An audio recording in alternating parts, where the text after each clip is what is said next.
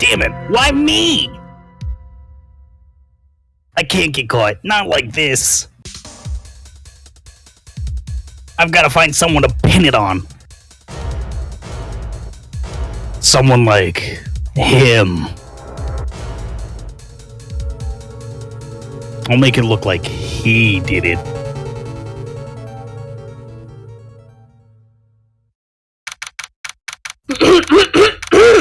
August 3rd, 9:47 a.m. District Court, Defendant Lobby Number 2. What? Come here, you son of a bitch! Well, I'm glad I made it on time. Well, I have to say, Phoenix, I'm impressed. Not everyone takes on a murder trial right off the bat like this. It says a lot about you, and your client as well. Thanks. Actually, it's because I owe him a favor. A favor? You mean you knew the defendant before this case? That's not legal. Yeah. Actually, I kind of owe my current job to him. It's one of the reasons I became an attorney. I just really want to help him. I owe him that much.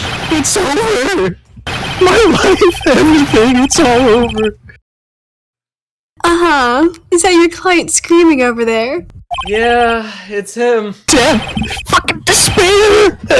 I'm gonna do it, I'm gonna fucking die! It sounds like he wants to die. Yeah. Nick! Hey there, Larry. Dude, I'm so guilty. Tell them I'm guilty. I'm going death sentence. Hanging for the death. No, it's all over. I'm finished. Finished. I can't live in this world without her. I can't. Who took her away from me, Nick? Who did this? My name is Phoenix Wright. Here's the story. My first case is a fairly simple one. She's fucking dead. The young woman was killed in her apartment. The guy they arrested was the unlucky sap dating her, Larry Butts. My best friend since grade school. Our school had a saying, when something smells, it's usually the butts. In the 23 years I've known him, it's usually been true. He has a knack for getting himself into trouble. One thing I can say though, it's usually not his fault. He just has terrible luck. But I know better than anyone that he's a good guy at heart. That, and I owe him one. Which is why I took the case to clear his name. August 3rd, 10 a.m. District Court, Courtroom Number 2. Pardon me. Court is now in session for the trial of Mr. Larry Butts. Oh, Lord! Prosecution is ready, Your Honor. The, defense is ready, Your Honor? Mr. Wright, this is your first trial, is it not? Yes, Your Honor. I'm a little nervous. Your conduct during this trial will decide the fate of your client. Murder is a serious charge. For your client's sake, I hope you can control your nerves. Thank you, Your Honor. Mr. Wright, given the circumstances, I think we should have a test to ascertain your readiness. Yes, Your Honor. Hands shaking, eyesight fading. The test will consist of a few simple questions. Answer them clearly and concisely. Please state the name of the defendant in this case. It's Mia Fey. Mia Fey! The defendant, that's, Mia Fey. Wrong, Right. Look, I have to leave. I have to go home. I'm expecting a delivery. Oh, come on, Chief. There's no need to be going so soon, is there? I have to plan my death right. Listen, the defendant is the one on trial, your client. I mean, that's as basic as you can get. Sorry, I couldn't hear your answer. I'll ask once more. Please state the name of the defendant in this case. Please turn your back. I guess you're not an attorney anymore. This is a murder trial. Tell me, what is the victim's name? It's... Oh, wait. Ah, shit. Oh, wait, I forgot. I'm drawing a total blank here. Phoenix! Are you absolutely sure you're up to this? You don't even know the victim's name? The victim. Of course I know the victim's name. I, just forgot temporarily. I think I feel a migraine coming on. Mr. Wright, who's the victim in this case? Cinder Block. Oh, wasn't it Miss Block? Miss Cinder Block. The person in question was the victim of murder, not ill-conceived nothing, Mr. Right. Right. If you forget something, use tab to check the court record and jog your memory. Correct. Now tell me, what was the cause of death? She died because she was... She was struck once by a blunt object. Correct. You've answered all my questions. I see no reason why we shouldn't proceed. Well then, first, a question for the prosecution. Mr. Payne, would you explain to the court just what that object was? The murder weapon was this statue of the thinker. It was found lying on the floor next to the victim. I see, the court accepts it into evidence. Be sure to pay attention to any evidence added during the trial. That evidence is the only ammunition you have in court. Use tab to check the court record frequently. That's what button you have to press to check the court record. Mr. Payne, the prosecution may call its first witness. Prosecution calls the defendant Mr. Butts to the stand. Chief, what do I do now? Pay attention! You don't want to miss any information that might help your client's case. You'll get your chance to respond to the prosecution later, so be ready. Let's just hope he doesn't say anything, unfortunate. Mr. Butts, is it not true that the victim had recently dumped you? Hey, watch it, buddy! We were great together. We were Romeo and Juliet. Cleopatra and Mark Antony. Oh, didn't they all die? I wasn't dumped. She just wasn't taking my phone calls or seeing me ever. What's it to you anyways? Mr. Butts, what you describe is generally what we mean by dumped. In fact, she had completely abandoned you and was seeing other men. She had just returned from overseas with one of them the day before the murder. What do you mean, one of them? Lies, all of it, lies. I don't believe a word of it. Your Honor, the victim's passport. According to this, she was in Paris until the day before she died. The victim was a model, but did not have a large income. It appears that she had several sugar daddies. Daddies? Sugar? Yes, older men who gave her money and gifts. She took their money and used it to support her lifestyle. We can clearly see what kind of woman this Miss Stone was. Tell me, Mr. Butts, what do you think of her now? I don't think you want him to answer that question. Yeah, Larry has a way of running his mouth in all the wrong directions. My client had no idea the victim was seeing other men. That question is irrelevant to this case. Dude, Nick, what do you mean irrelevant? That cheating she-dog. Yeah, and when I meet her in the afterlife, I'm gonna get to the bottom of this. Let's continue with the trial, shall we? I believe the accused motive is clear to everyone. Oh boy, this is so not looking good. Next question. You went to the victim's apartment on the day of the murder, did you not? Well, did you or did you not? Well, maybe I didn't, maybe I didn't. Oh, he went. What do I do? I feel he answers honestly. Answers honestly, there's no point in lying. I know, I'll send him a signal. Tell the truth! Yeah, I went. Dude, chill. She wasn't home, man, so I, didn't see her. Your Honor, the defendant is clearly lying. The prosecution would like to call a witness who can prove Mr. Butts. Oh, mother! Well, that simplifies matters. Who's your witness? A man who found the victim's body. Just before making the gruesome discovery, he saw the defendant fleeing the scene of the crime. Order! On the day of the murder, my witness was selling newspapers at the victim's building.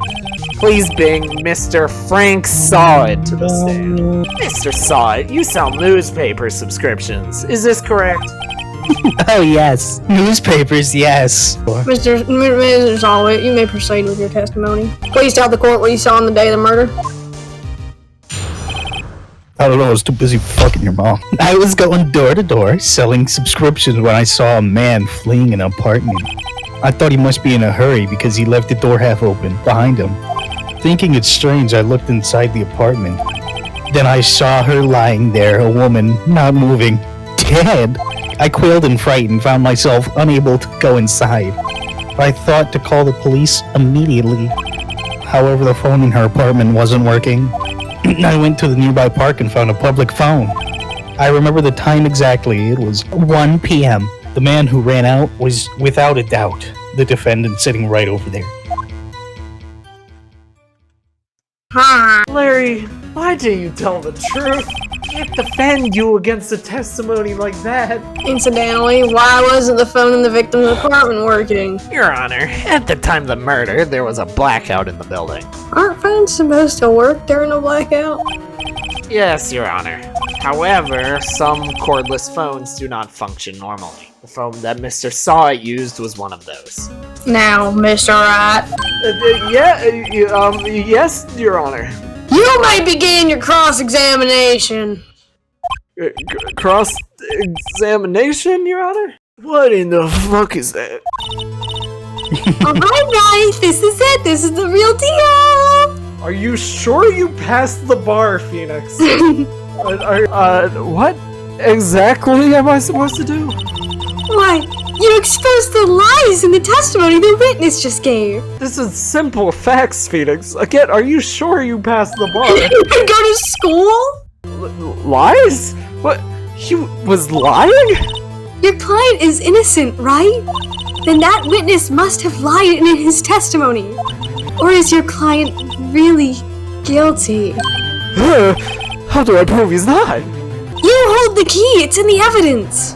First, find contradictions between the court record and the witness testimony. You can check that using tab. Once you've found the contradicting evidence, present it and rub it into the witness's face. Okay. Open the court record with a tab. Then point out the contradictions in the testimony. You found the body at 1 p.m., you're sure? Yes, it was 1 p.m. for certain. Frankly, I find that hard to believe. Your statement directly contradicts the autopsy report. The autopsy notes the time of death at sometime after 4 p.m. There was no body to find at 1 p.m. How do you explain this 3-hour gap? Miles Edgeworth enters the room. Updated autopsy report. Oh, that? This is trivial. The witness merely forgot the time. After his testimony, I find that hard to believe. Mr. Sawit, why were you so certain that you found the body at 1 p.m.? Gee, that's a really good question. Wait, I remember now. Would you care to give your testimony again?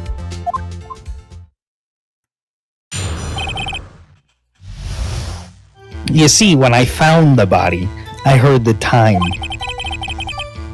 There was a voice saying the time. It was probably coming from the television. Oh, but it was 3 hours off, wasn't it? I guess the victim must have been watching a video of a taped program. That's why I thought it was 1 p.m. Terribly sorry about the misunderstanding. I see, you heard a voice saying the time on a taped program. Mr. Wright, you may cross-examine the witness. Right! You know what to do! No, I don't. Help me. I've got this one. Press tab. Hold it right there.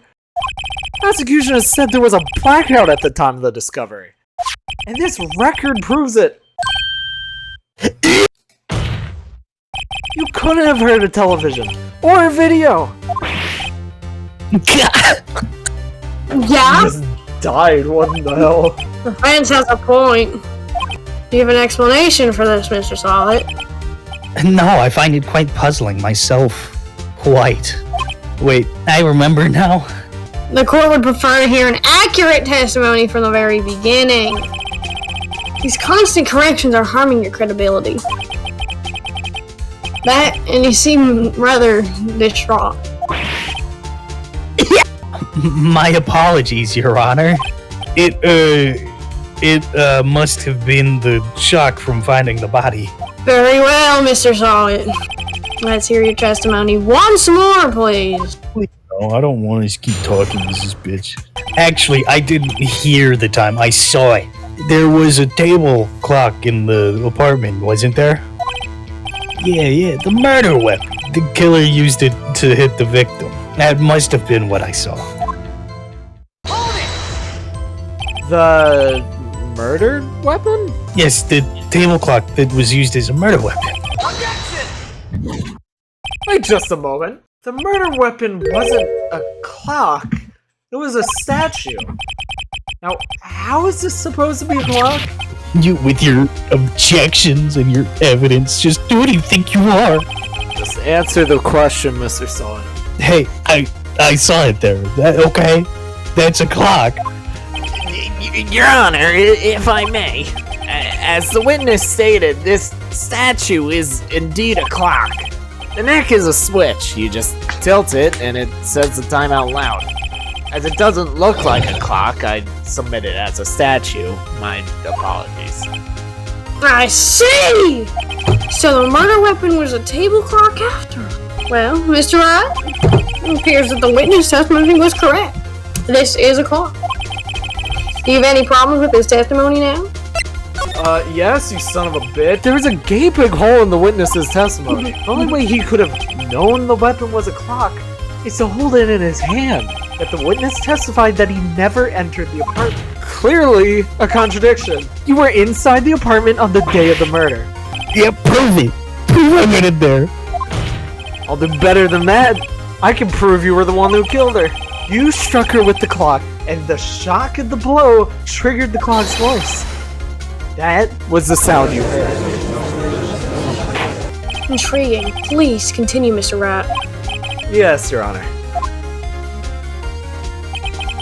Mr. Saw It, the sound must have left quite an impression on you. Understandable, since the murder weapon spoke just as you hit the victim. That voice was burned into your mind. That's why you were so certain about the time. What's the meaning of this? This is all baseless conjecture. Baseless? Just look at the witness's face! Would the witness care to elaborate? Did you strike the victim with the clock? I did not. I never. Fuck off! No. I hate you. It was him, I tell you. I saw him. He killed her. He should burn. Give him death. Your Honor, a moment, please.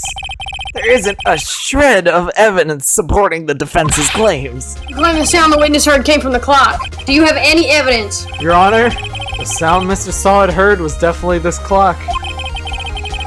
A fact which is clear if you simply ask the neighbors. So what, it'd just be try sounding the clock, right? Yep. Yeah, I guess. Let's sound the clock now, here in the court. Wait, what? Let's sound the clock now, here in this court. Your Honor, may I have the clock? No. I ask the court to listen very carefully. I think it's 8:25! That certainly is a strange way to announce the time. Damn. Well, he is the thinker after all. So, we've heard the clock. What are your conclusions, Mr. Wright? Mr. Payne, can you tell me what time it is now? It's 11:25. As you can see, this clock is exactly 3 hours slow. Precisely the discrepancy between what Mr. Saw It heard and the actual time of death. So, Mr. Saw It, try to talk your way out of this one. You forgot one thing. Uh-oh. What's he talking about now? Well, it may seem that the clock is running 3 hours slow. It proves nothing. How do you know it was running 3 hours slow the day of the murder? You can't prove that, you don't have a case. Ha! He's right! How am I gonna prove that? Damn it! I was so close. Mr. Rat, it seems you lack the critical evidence to support your claim. That means I cannot let you indict a witness. Unfortunately,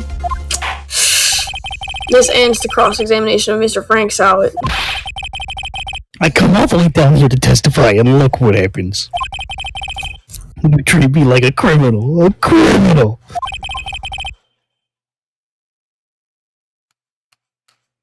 You lawyers are all slime. Sorry, Larry. I failed you. There's nothing I can do about it now. Not so fast, Miss Sarah, Miss Mia! I mean, Chief! Listen up, Brian! Don't throw this one away! Not like this! Think! But Chief, it's over! I can't prove the clock was slow the day of the murder. Nobody can prove that. But that doesn't mean you can't still win! Try thinking outside the box! Mia, inside voices, please. Dear Lord. Don't waste time doubting the facts! Assume the clock was 3 hours slow and think through it! Ask yourself, why was the clock 3 hours slow? Figure out the reason and you'll have your proof! Right? Right? Right? Shut up! Can you think of a reason why the clock would be 3 hours slow? No. I'm a dumbass. Mia, I didn't pass the bar. You must have evidence somewhere that can prove it, right? Just press tab! Well, Mr. Rat, you say the clock was already running slow on the day of the murder. Have you found evidence to support this claim? Of course. There's a piece of evidence in the court record that can prove my claim beyond a doubt. Tough words, let's see you pull off this one. The victim had just returned home from abroad the day before the murder. As we all know, the time difference between here and Paris is 9 hours. It's 4 p.m. here, it's 1 a.m. the next day there. The clock wasn't 3 hours slow, it was 9 hours fast. The victim hadn't reset her clock since returning home. That's why the time you heard when you struck her dead in her apartment was wrong. Proof enough for you, Mr. Saw It? Or should I say, Mr. Did It? Oh. Nope. Oh. Wow, he's dead. Order! Order, I say! Well, He's fucking dead. this case has certainly turned out differently than what we all expected. Mr. Payne, your witness. He was arrested and has been taken away, Your Honor. Very well. Mr. Wright, Yes, Your Honor. I have to say I'm impressed. I don't think I've ever seen someone complete a defense so quickly. And find the true culprit at the same time. Thank you, Your Honor. At this point, this is only a formality, but... This court finds the defendant, Mr. Larry Butts, not guilty! Oh my god! He's free. We freed him. And with that, this court is adjourned. Turns out that Frank Saw It was a common burglar. He posed as a newspaper salesman to check and see when people were out of the house. That day, when Larry went to her apartment, the victim wasn't home. After he left, Mr. Saw It let himself in to do his dirty work. While he was searching her place, the victim returned. Flustered, Mr. Saw It grabbed the nearest blunt object he could find.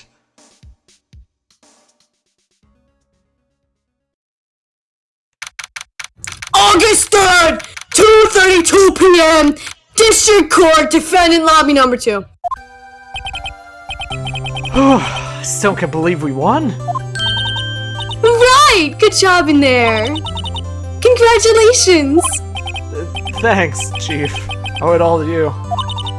Not at all, not at all. You fought your own battles in there. It's been a while since I've seen a trial end on such a satisfying note. I've never seen the Chief looking this happy. If she's this glad, imagine how Larry must feel. My life is over. Larry, you're supposed to be happy. What's wrong now? Oh, Nick, don't worry about it. I'll be gone and dead soon. Good. Wait, no, I mean bad. Larry, you're innocent.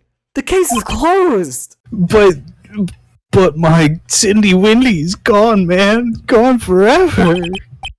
Larry, she was a... Nah, never mind. She was a whore. Congratulations, Harry! Harry? Yes, you! I can practically see the headlines now. Harry Butts, innocent! Thanks, I owe you one. I won't forget this, ever. Let's celebrate. Dinner or a movie? My treat. Oh no, I couldn't. I have to get bludgeoned to death. Hey, I was the one who got you off the hook, damn it. Oh, hey! Here, take this. It's a present.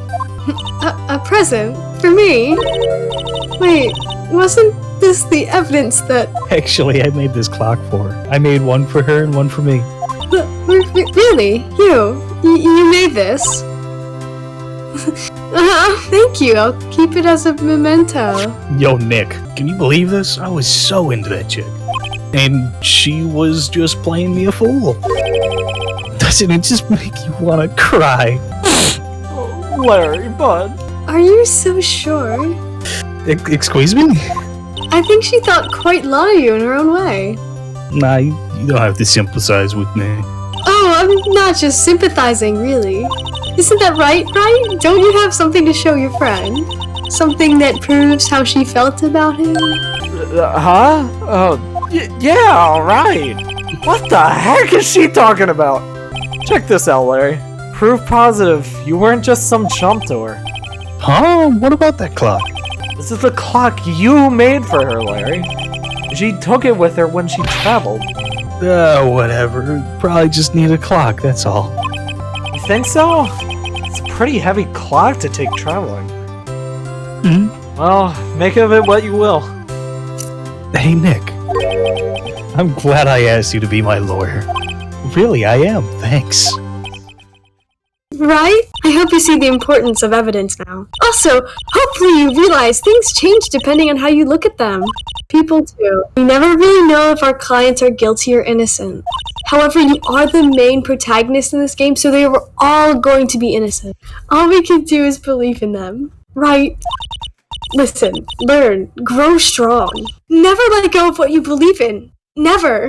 Well, I think our work here is done. Shall we be off? Yeah, I guess so. Say, how about dinner on me? We'll drink a toast to innocent butts. Oh, speaking of Harry, you were saying part of why you became a lawyer was because of him. Yeah, part at least. You'll have to tell me more about it sometime. Maybe over drinks? And so, my first trial came to a close. Larry slapped me on the back and said, "Gee, Nick, it's good to have friends." But I'm pretty sure he's not gonna pay us. Unless you count the clock he gave Mia. I didn't know it then. But that clock was soon gonna be at the center of another incident.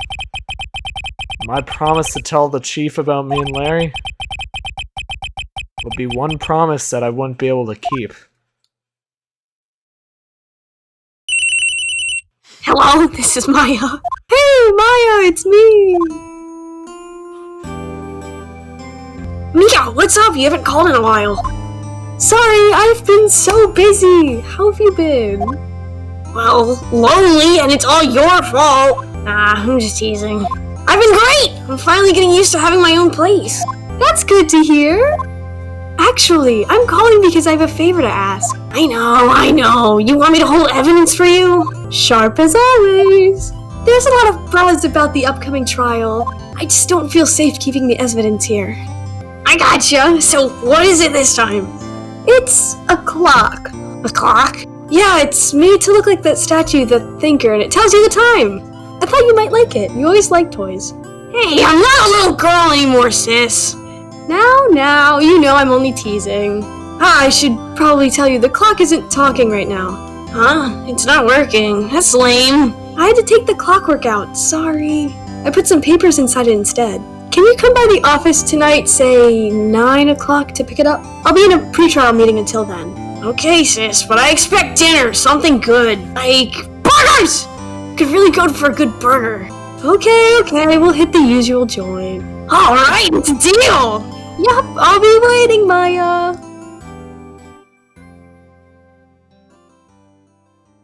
September 5th, 8:57 p.m., Faye and Company Law Offices! Now, Miss Faye, I'll take what's mine, the papers. I'm sorry, I can't give you what I don't have. Miss Faye, you're a poor liar.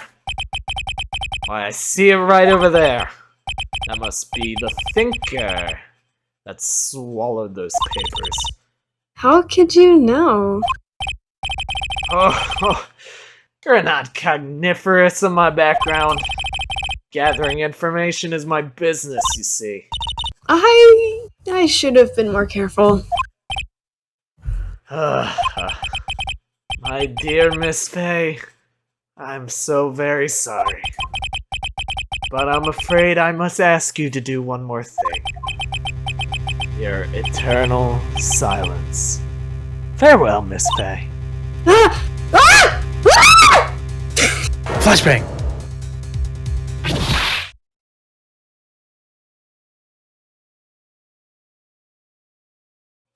Red, white, blue.